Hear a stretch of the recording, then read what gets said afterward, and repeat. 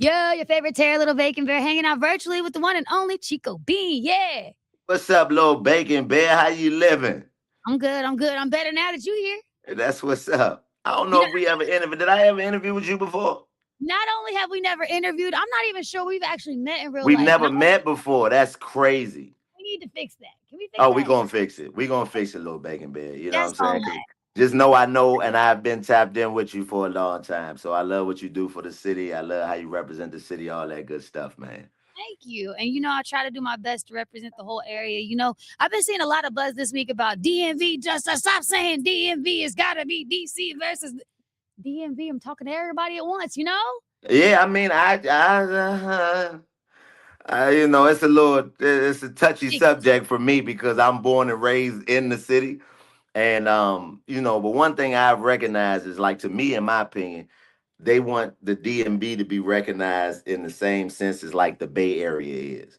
You know what I'm saying? Like, if you think about the Bay Area is a conglomerate of different cities that, are all recognized as one when they're out of town. So I think that's what the people want the DMV to be. When we're out of town, we claim it. But when we at the house, come on, Slim. What I you get it. expect me to say? I I get mean, it. come on, man. I don't know nothing about Alexandria. you know what I Nobody mean? knows. I You don't know know. what I mean? Like, what parts of we are we being realistic here? So it just depends on who you ask. But I'm DC through and through without question. And I understand that and I respect that. I do think with the fabric of the DMV and just DC specifically changing so much, I think it's more important now than ever to differentiate and delineate specifically where you at with it? Yeah, I mean, I agree. Now I will say the city that I grew up in has been gentrified. I mean, it's a lot of places. Most of the places that I grew up frequenting are loud at Trader Joe's now. You know what I mean? Like, I Have tell you people all the seen time, you know what I mean? Dudes is in jail right now from the city that's gonna come home and be from Harris Teeter. Your hood gone. Listen, they're doing a new thing in Largo. They have a new term for it. They're called Dola? Downtown Largo? Like, when did Largo ever have a downtown? I go Yeah, around no, the market, they got new apartments over here and I can't yeah. find them. I'm from Uptown DC. They call it Noma now, north of Massachusetts. Man, man, we on the Listen, radio, so. all respect to the district. And I'm just glad that you get a chance and a unique opportunity to come back and give us some reason to smile because it's Yeah. going downhill over here.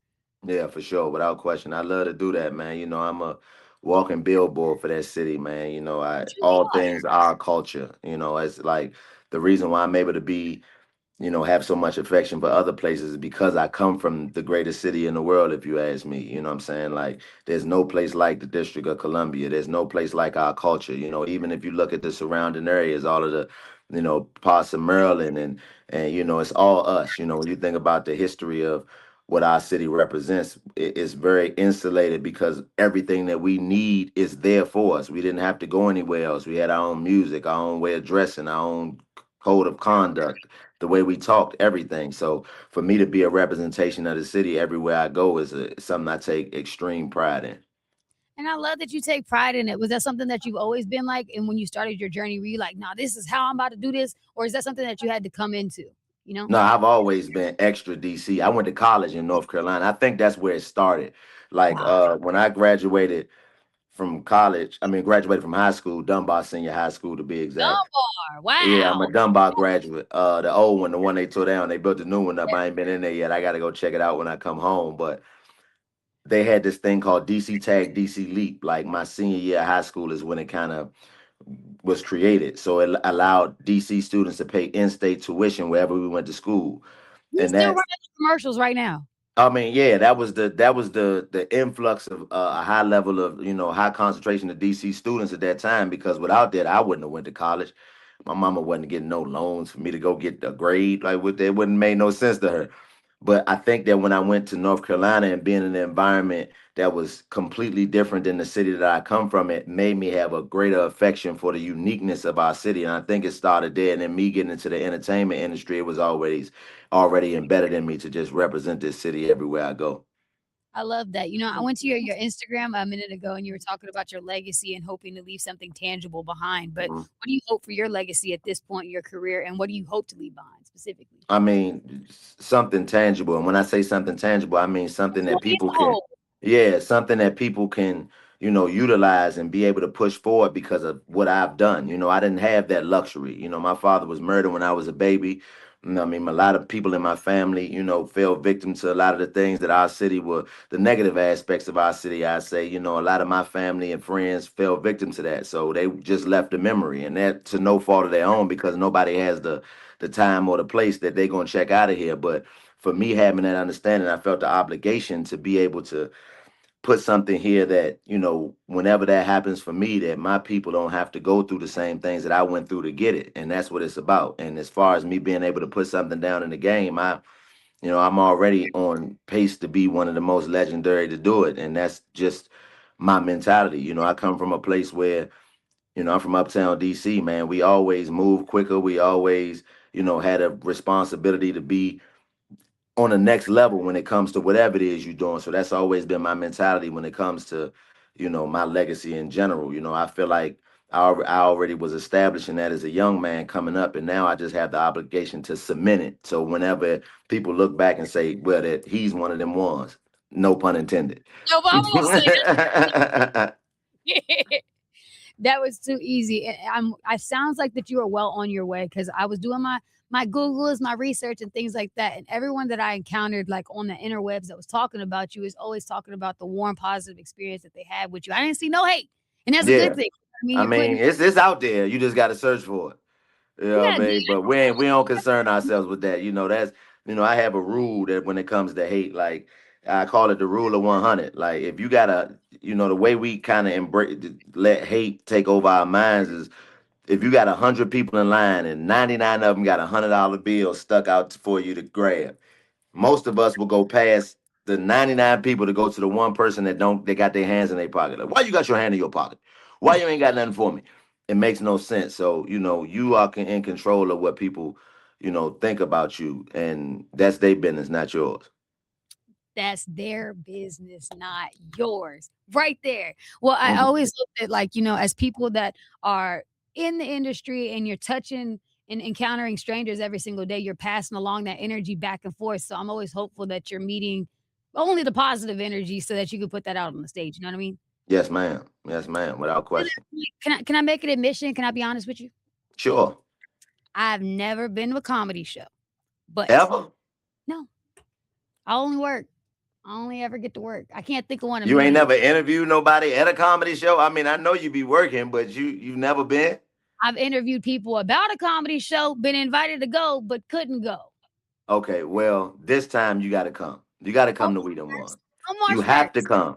You are personally being invited by me to come to the show so you can enjoy a comedy show because this is one of the ones to see. Like because you have so many different for you never to have been to a comedy show to come to this one is perfect for you because you get to see so many different comedians on one show. So it's like you going to nine It's like different shows in one. Yeah, it's like it's a gumbo of all different types of comedy. So for you never to have been to one, this is the perfect one for you to come to, and you get to see Mike Epps headlining. You know what I mean? And that's a legendary. That's somebody who has already cemented himself as a legend in the game. So you got to come to this one. Skip work that day, please. But it's a Sunday, so you really don't have an excuse, baby. call off and get out. I'm Yeah, in. you got to work on Sunday too. No, that's my only day off. That's when I take my naps. But that's all besides the Yeah, point. yeah. Well, you can get a nap afterwards. You'll be fine. I think I could do that. You can come. Come to the show Thank because you. it's gonna be fun. I said that because I heard that you do research for every city that you're in. Like, how do you prepare in such a way? Like, it seems like you know the block better than maybe even a local might. Now, because I'm from DC and that's what I grew up doing. You know what I'm saying? I'm from DC, Bacon Bear.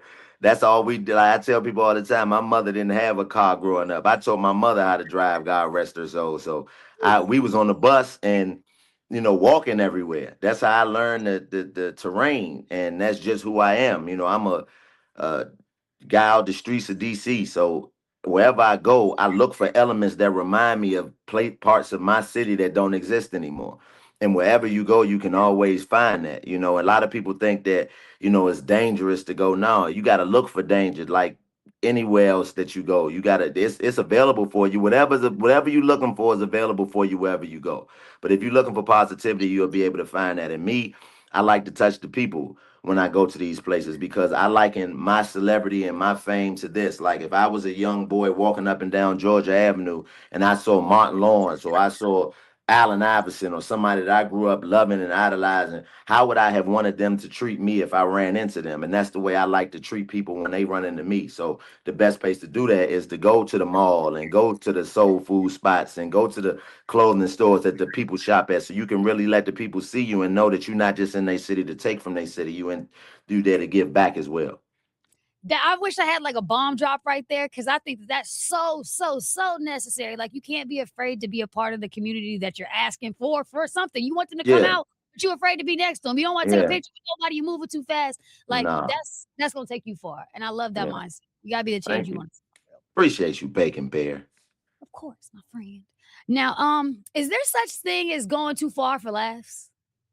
Yeah. Like it's Yeah, there's a such thing as going too far for laughs, especially in this day and age. You know what I'm saying? With the social media. It's people will do anything to go viral. You know what I'm saying? Like what's funny in there's that? a yeah. I mean, it's a lot of controversy. It's a comedian out of the city now. That did a sketch that everybody was, okay, you know what sketch I'm talking about? A young That's boy my Andy, man. Yeah, guy, Andy. everybody was talking about that.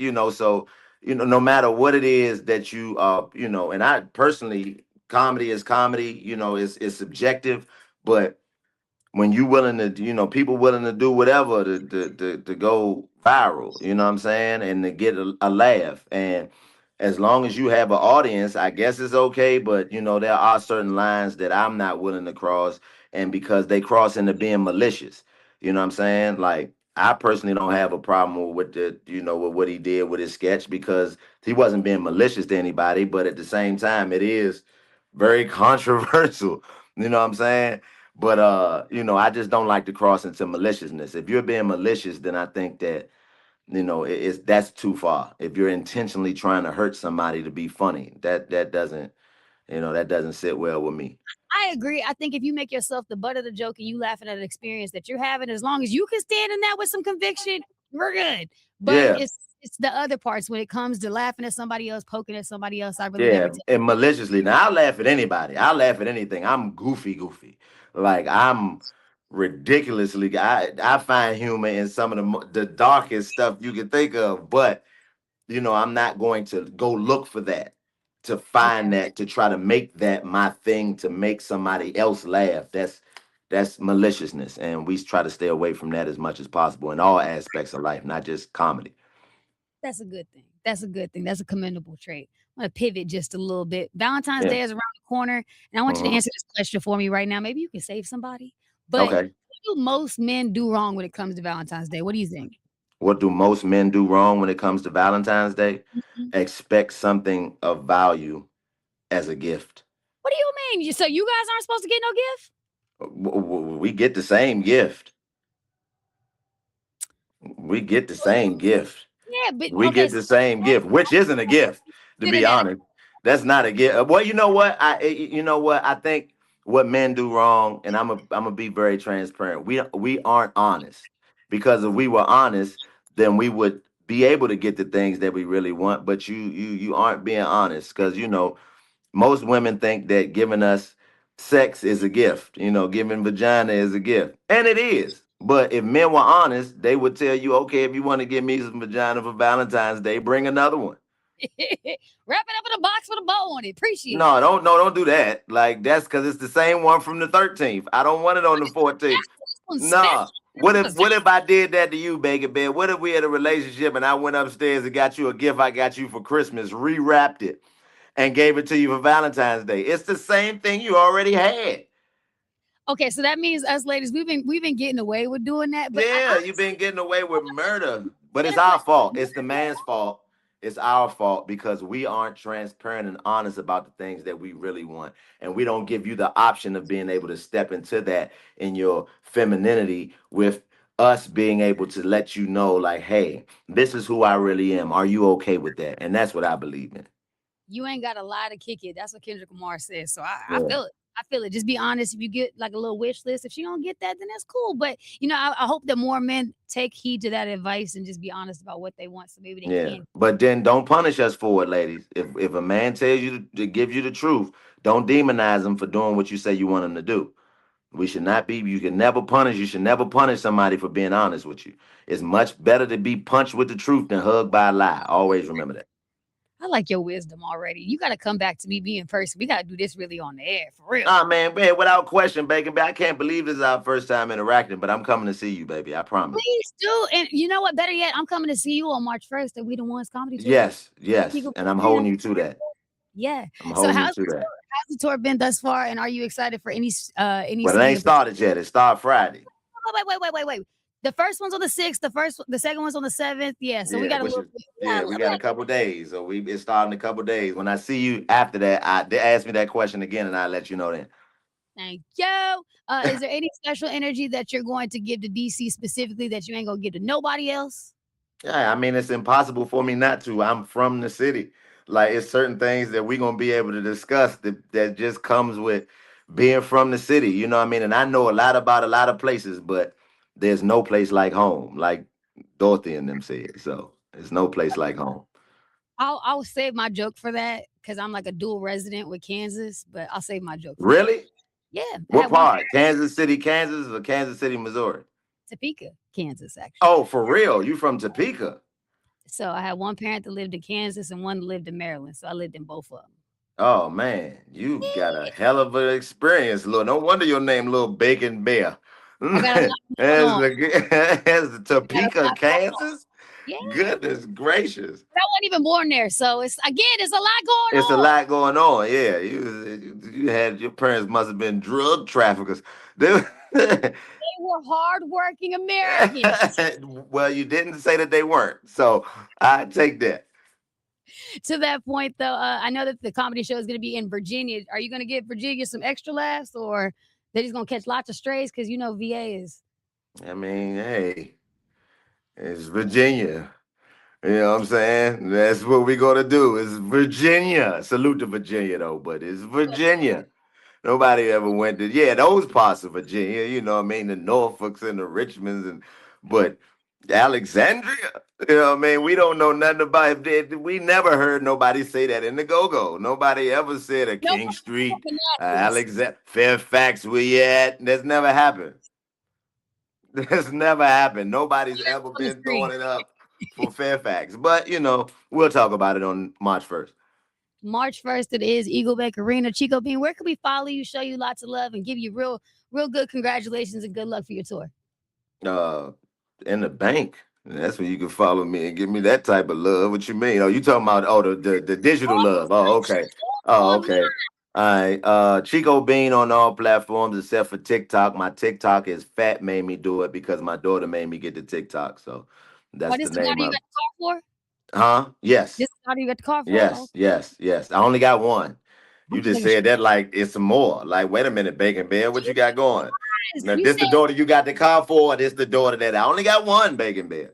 You'd be surprised. Somebody stopped me recently and was like, yeah, my dad. I said, I think that dad only had one daughter. This daughter was a stripper. We don't get to know about that one. But the other daughter we get to know about because she is collegiate and all that. So No. I wouldn't care what my daughter was doing. If I had more than one, I'm claiming all of them.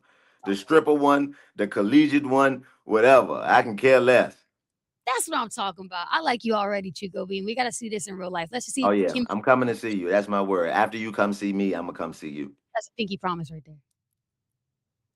Appreciate it.